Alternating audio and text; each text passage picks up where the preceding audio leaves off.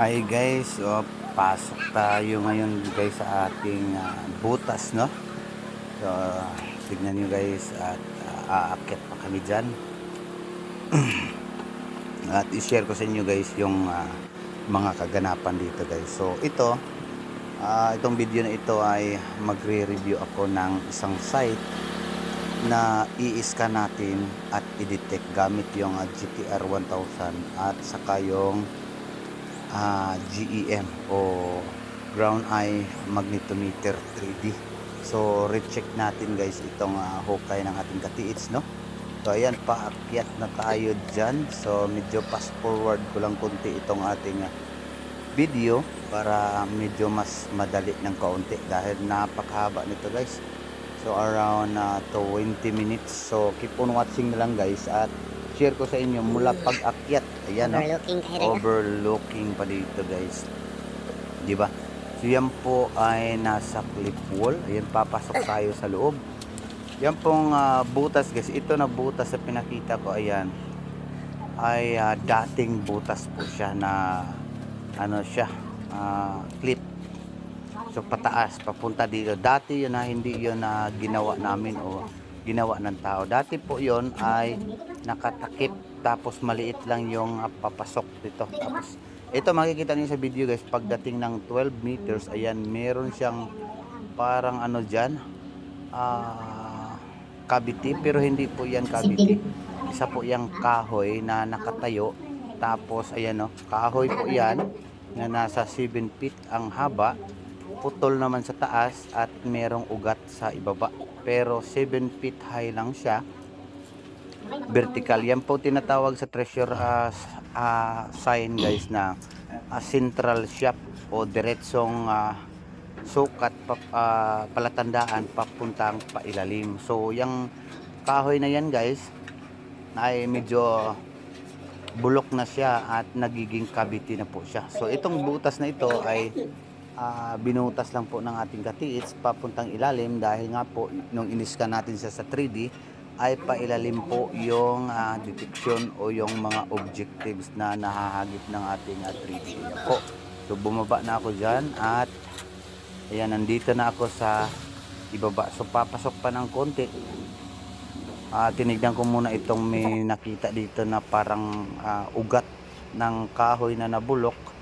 Pwede rin sabihin natin parang tubo na nabubulok dahil puro kalawang po yung butas. Nung tinignan namin sa flashlight ay talagang walang hanggan yung kanyang walang dulo o hindi abot ng ating flashlight yung ending niya. So malamang nasa 20 to 25 meters ang lalim. So nung dinetect ko kasi siya, wala naman tayong madidetect doon. So ang turo ng ating GTR ay pailalim. So mula sa itaas guys, nasa 7 meters lang po tayo. So mula sa ilabas doon sa cliff, papasok tayo 12 meters.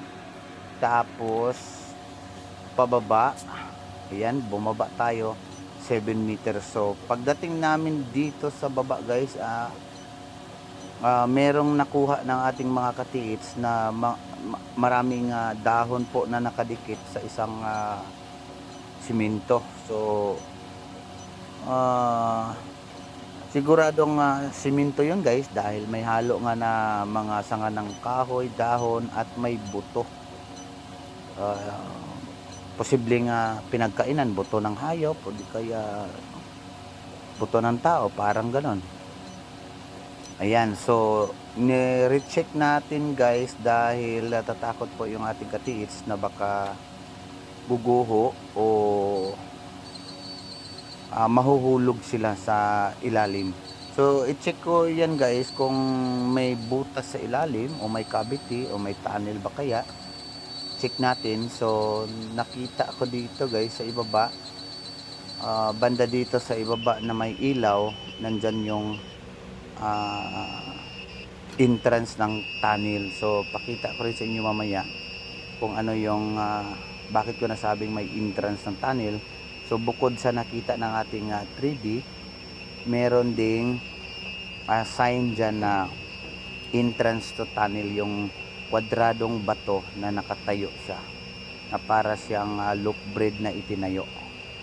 So keep on watching na lang guys hanggang dulo. Makikita niyo dyan kung anong ginawa ko dyan, ano yung mga resulta ng 3D. Itong ginamit ko naman ay GEM o Ground Eye Magnetometer 3D. So panoorin nyo lang kung paano ko ginawa, at makikita rin nyo rin dyan yung result ng ating 3D at result ng GTR 1000 long range locator. So pareho lang po siya ng detection at parehong target. So keep on watching na lang guys ha.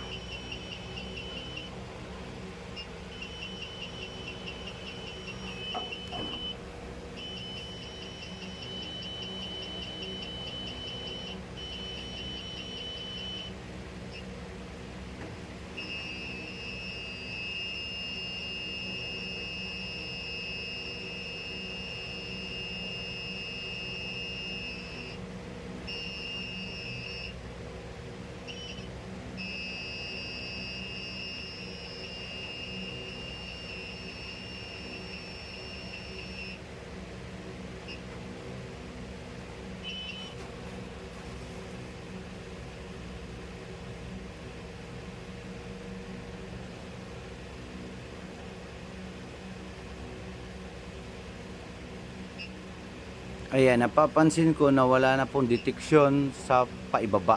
So malamang lihis na tayo guys, nasa gilid lang. So panoorin nyo lang guys at check natin yung gilid.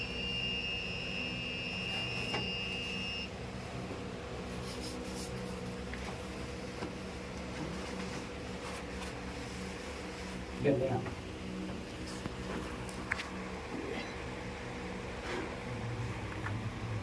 Pick up na ng laptop, pick up. Na, ito ba?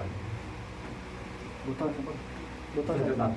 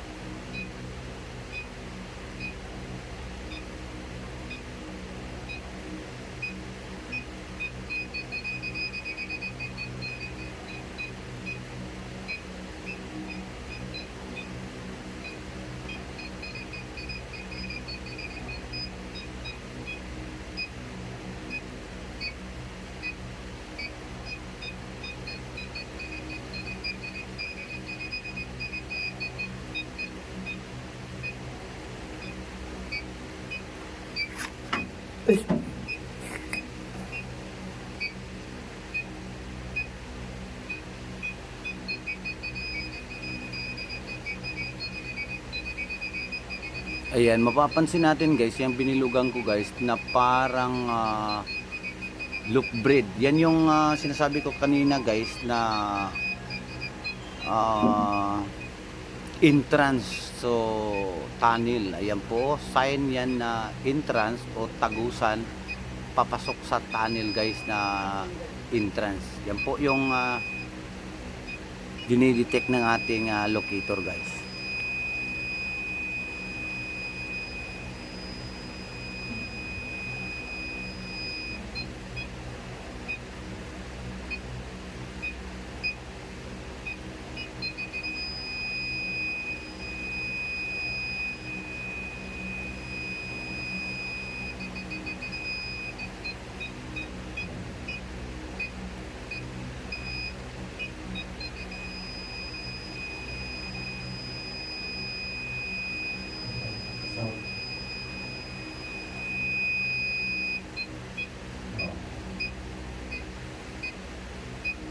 SMT lapit bro.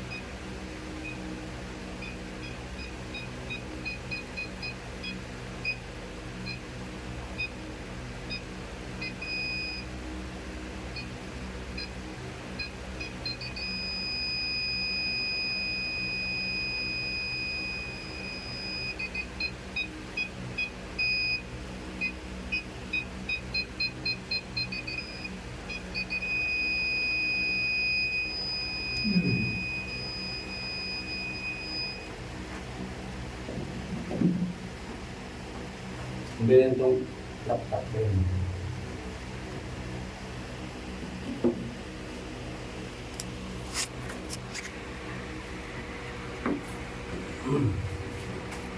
Laptop ko na.